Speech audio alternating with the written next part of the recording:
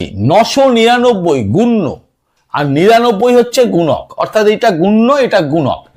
দেখো 999 হোক আর 99 হোক, একটা টেকনিক আমাকে করতেই হবে যদি সহজে কয়েক সেকেন্ডে যদি আমাকে গুণফল যদি বের করতে হয়, যে কোনো একটাকে শূন্যর কাছাকাছি নিয়ে যাওয়া।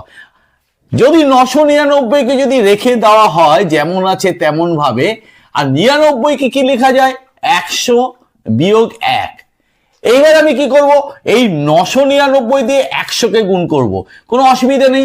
999 একে 999,